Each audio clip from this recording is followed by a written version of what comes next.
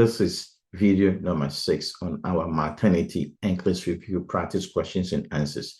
This one you want to really watch. Stick around because I'm going to deal with next generation NCLEX. The questions are in next generation. They're indicated, they're expected, the intervention questions you see in the matrix. 10 questions, high yield, maternity concept you have to be aware of. This is for nursing school and for NCLEX. Let's get to it. First question, what do you think? A nurse is caring for a client immediately after amniotomy. Which intervention are indicated and not indicated? This is in the matrix form. It's the same thing you already know. You have the content. Relax, step back, look at the question, take out the table from the question. Pretend it's a select or apply question. When you do that, you have what? A good vision of the question, and all the question is asking you is what? Amniotomy. That's all. And therefore, what do you do? Intervention. Is it indicated or not indicated? Then bring your content and tell yourself, amniotomy means the doctor itself is breaking your water. What should you worry about? The concept is every time you break the water, the placenta may prolapse. If it prolapses, what do you think? And that is the first keyword to answer the question. What do you think? Should you assess for fetal heart rate immediately? Should you monitor for cord prolapse? Should you place the client in the supine position with the leg flat? Do you observe fluid color of the amniotic fluid? Should you delay vaginal exam until 12 hours later? What do you think? This is what the concept is about. Stop the video, fill in the matrix, and I'll give you the answer. But the content I've given you, the amniotic fluid is going to leak out. The cord is going to prolapse. What would you do then? That's the concept. Therefore, the first thing you do, assess for the fetal heart rate, because the cord prolapse will cause for deceleration. And therefore, we have to check for cord prolapse. If there's a cord prolapse, which position do you place the patient? Mean to chest position. Therefore, keeping them supine is the wrong answer. You see how everything is coming together? Of course, you got to observe for the color so that there is no meconium in it. You want to check there's no meconium. If you're going to assess for cord prolapse, the sticking strategy, why will you delay vaginal exams 12 hours later? You need to check for cord prolapse. And these are critical thinking questions I've designed by putting it in a table form so that you think like the NCLEX. You don't run away from it. So what is the concept you should take away from this? Risk of cord prolapse whenever there is amniotomy. Therefore, assess for fetal heart rate and check the color. Supine position is going to worsen cord prolapse. First question, NCLEX practice question, detailed answer, expect answer, maternity nursing for your NCLEX and nursing school. Number 2, what do you think? Same thing. You already know it. You've seen questions about it. But put it in the table form. Take the table out, unravel it, make it a single standalone question. The table does not mean anything. It means indicated or not indicated. It's just a selected apply. And let's provide teaching for a breastfeeding client with what? Mastitis, inflammation of the breast. Sometimes the ducts are blocked. That's why the breasts get bigger and tender. But which teaching are indicated or not indicated? You already know. What do you tell a patient who has mastitis? I give you in the table form. I put it indicated or indicated. It does not mean anything. It's just next generation NCLEX. They just put table around what you know. Therefore, answer it the way they present it, but assume it's a selected apply. Do you continue what? Breastfeeding in this situation? Do you apply warm compression? Do you wear a tight bra continuously? Increase fluid and rest? Do you stop breastfeeding permanently? The key concept to answer the question, you can stop it, answer it on your own, then listen to me. 10 seconds. The concept is what? We want to improve breast milk production. Every answer choice that increase breast milk production is your right answer. Therefore, what were your answer? This is my answer. Make sure a mirror image yours. I know you watch adapting class, so you're going to get all 5 right. What do? We still have to continue breastfeeding, especially from the side of the breast that has the inflammation, so that milk can flow. We got to improve comfort and improve blood flow, so warm compression is good. Tight bra is not good. It's going to prevent milk production. So you have to wear supportive bra. We got to increase fluid so that we can make more milk. And you should not stop breastfeeding permanently. And the concept is what? No tight bra, no need to stop breastfeeding. Every time you see a mastitis, this is the question they're going to ask you. Next generation NCLEX practice question, maternity nursing in the matrix form. I know you got it. Number 3, which scenarios are indicated for Rhogam? You know it. You know it. Don't worry about the negative, positive. I put it in the table trying to confuse you, but you got it because I know you watch adapting class and you know the content. Which situation will you give Rhogam to a patient? That's all. Indicated or not indicated. What is the content? Stop the video, answer these 5 questions, and I know you're going to get 5 out of 5. If you're in nursing school or taking your NCLEX, these concepts you have to know. There is an indication for Rhogam. But what is the major one? The problem is an Rh negative mother giving birth to Rh positive baby. And therefore you have isoimmunization. And that causes problem for the subsequent baby. Therefore, we want to give you Rhogam to prevent isoimmunization. That's all. What is the problem? Rh negative mother give birth to Rh positive baby. Do you think you need a Rhogam? Rh positive mother give birth to Rh negative baby. Do you think you need a Rhogam? If you have miscarriage and you are Rh negative, do you need a Rhogam? If you have ectopic pregnancy and you have Rh negative, do you need it? If you are Rh negative and your husband is also Rh negative, would they give it to you? Answer it. I know you got it. 5 out of 5. I know you're going to get it. But based on the concept, number 1 has to get it because the baby is Rh positive. What about number 2? Number 2 does not need it because mommy is already Rh positive. Giving birth to Rh negative baby is not a problem. If you are Rh negative, you need it. You get miscarriage, ectopic pregnancy, abortion. So you're going to get it. So both of them are going to get it.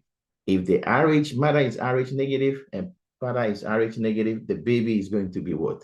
Rh negative. There's no way the baby will be Rh positive. Therefore, that's not needed. And this is the way it's going to look like.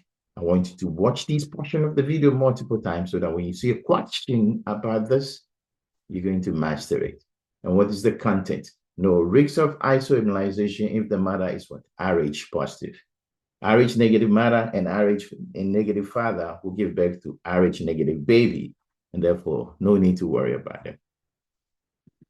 Number 4, and then she teaches a client with what? Diabetes, gestational diabetes. Which teaching are indicated or not indicated? I have gestational diabetes. What you tell the mother? The same thing.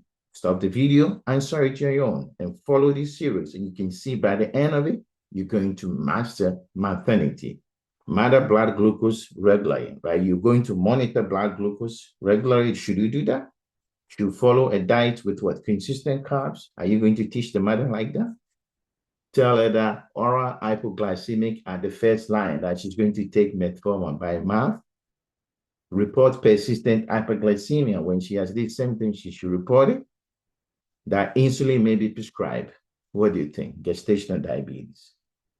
Yes, of course. If you have diabetes, we have to monitor your glucose. We also have to teach you about carbohydrate, right? Oral hypoglycemic drugs can cross the placenta and can give problem to the baby. So we don't want that. You have to report any persistent hyperglycemia. That's an issue. And the first line is usually insulin. So this is the content you have to teach them, parents and the mother. So oral hypoglycemia, you shouldn't forget, it crosses the brain blood, crosses the placenta. So you have to be careful about it. Number 5, and then prepare care for a client with severe preeclampsia. Patient has what? Severe preeclampsia. What are you going to do? What kind of precaution are you going to do? Which teaching are indicated or not indicated? You've seen questions like that. This is just in the table. Just pick each answer choice. Don't compare them.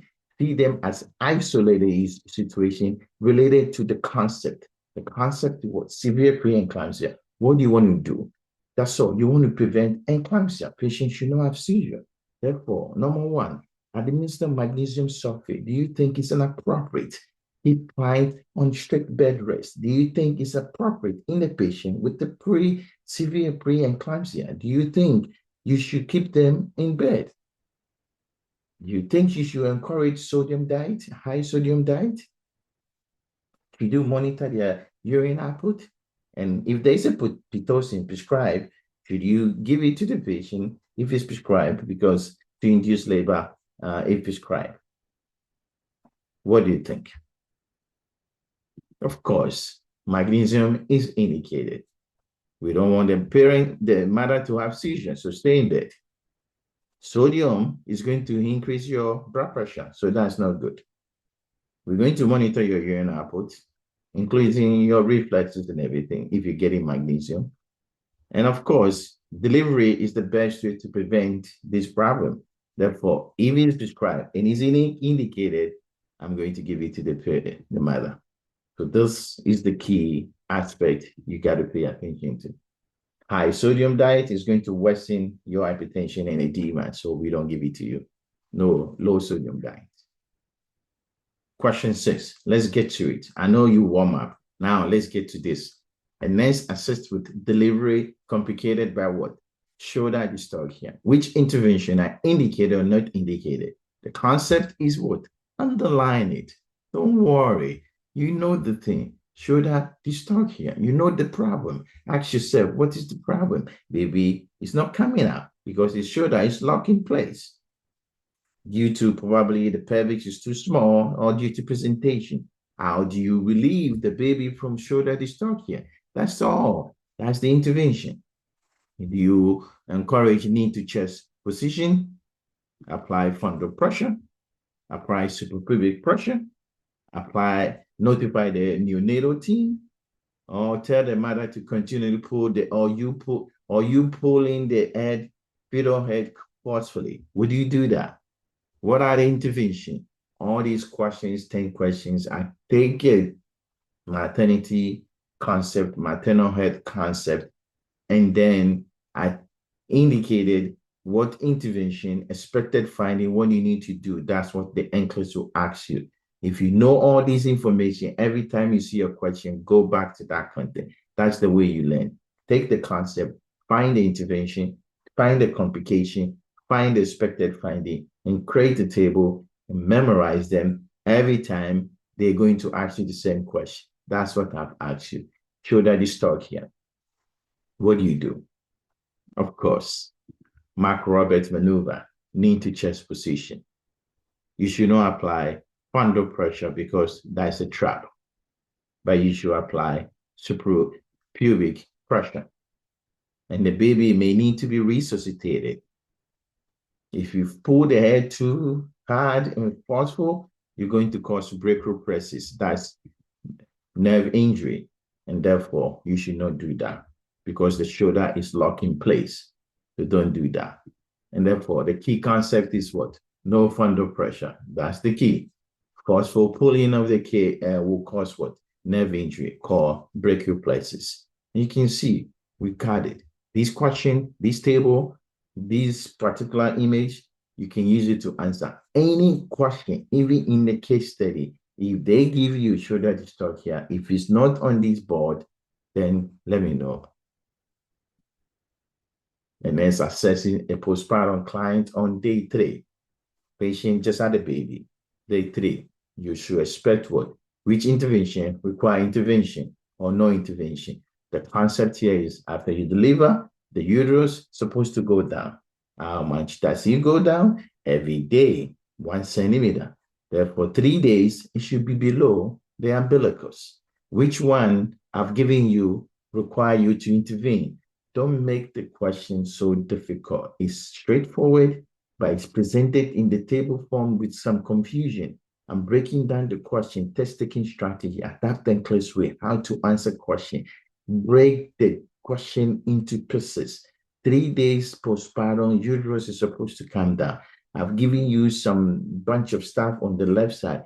Look at it and analyze each of them. If the uterus is firm and is 3 centimeters below the umbilicus, what do you think? This is the individual, and the umbilicus is here, and the uterus is here. It's firm and it's below. The uterus is still in the midline. Here, uterus is boggy and displaced to the right. It's going to the right side. We have lochia still present. The uterus is above the umbilicus. Which situation you need to intervene? They said require intervention. If you're going down 3 centimeters below the umbilicus and it's after 3 days, you are good. I don't need intervention. If you're in the middle, uterus in the middle, I don't need intervention. But if you're boggy and you displace, I got to do something about you. Otherwise, we're going to bleed. Lochia is going to be present, rubra. Lochia, rubra will be present 3 to 4 days. That's okay. I don't need to do anything. And if you're above the umbilicus, we got to intervene. Otherwise, you're bleeding. This is number 7 question. If you have question about it, watch it multiple times. Put it in the comments. Let me know which one is disturbing you, and I will explain it to you. But you got to understand number 7. A uterus should be firm, contracted, and below the umbilicus. Lochia present 3 to 4 days. Rubra is going to be present. Number 8. NCLEX cares for a client admitted with what? Hyperemesis gravidarum. Like I said, concept associated with OB, maternity, maternal head. And then I create, select, all apply. But I put it in the table form. It becomes a matrix. And then they ask you, indicated, not indicated. You already know it. There's nothing like next generation. It's the content you know, and they put it together. Therefore, if you're vomiting, you have hyperemesis gravidarum, you think we should give you fluid? Of course. Do you think we should give you something for your nausea? Yes. Do you think we should give you small frequent meal? Yeah, like somebody who have a reflux. That's what we do. Do you think we should stop fluid until your vomiting stop? No, you're going to get dehydrated. And do you think we need to monitor your electrolytes? Of course, we should do that. That's that question. IV fluid, oral fluid is needed to prevent dehydration. Therefore, this is the way the table is going to be. 8 questions. What are your points? 8 out of 10? I know you get 8 out of 10. If there's one disturbing you, go back and look at it. But it's the content you already know. But this is what they have to ask you. They will ask you this in a case study, in a standalone, NGN style form, in a matrix. You got this. Let's get to it. 2 more questions, and let's ace this. And this is caring for a client with what? Placenta previa. You have to know what is the placenta previa. It means the cervical os is being covered by the placenta. Major risks associated with this: bleeding. Therefore, everything you do prevent bleeding. Which intervention is indicated or not indicated? 1, say bed rest with bathroom privileges. Is that what you want to do? Avoid vaginal exams. Is that what you want to do? Continue fetal monitoring. Is that what you want to do? Should you prepare for C-section if the bleeding is so severe? Should you encourage the mother to walk every 2 hours so that they don't get DVT? What do you think? Test-taking strategy, adapting class, maternity, NCLEX practice question, high yield, critical thinking, matrix form, next generation questions. Number 9, we're talking about placenta previa. You know it. You know what I give you the content. I'm preventing bleeding. Therefore, well, if you walk, you're going to bleed. Therefore, don't walk.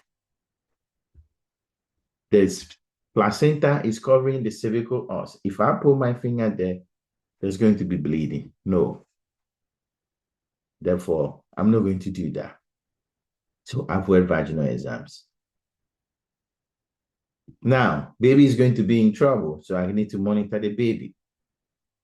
If the bleeding is too severe, well, we got to have C-section. If mommy walk, there's going to be more bleeding. Therefore, no bleeding, no walking. And that's the content regarding this question. So bed rest, no ambulation every 2 to 2 hours because you're going to bleed. And the last one, for the road. Of course, you know it's coming. Magnesium is something you have to know for OB maternity. And that is what concept I'm giving you here. And NS administers magnesium sulfate IV. What do you do when you give a patient with magnesium sulfate? Which intervention, which finding require immediate intervention? They can ask you in the standalone, in the case form. I'll give you in the selected apply, but I put the matrix form on it. So you know you got to understand it. You got it. Respiratory rate of 10. Reflexes is absent. Urine output is 50. Serum magnesium is 7.4. Patient is reporting flushing and 1. If I give you magnesium, it means I'm increasing your magnesium. High level of magnesium would depress your nervous system. Therefore, I expect your respiratory rate to go down. I expect what? Your reflexes to go down. But these numbers are going too low. Respiratory rate of less than 12 is a problem. No reflexes is also a problem. I expect them to go down. Like 1 or 2 is fine. 1 is fine. But if you've gone down and it's no more present, it's a problem. Respiratory rate is supposed to go down. But if you go below 12, we got to intervene. Your urine output is going to go down. But if you pee in 50 ml per hour, you're good. Magnesium maximum level is 7.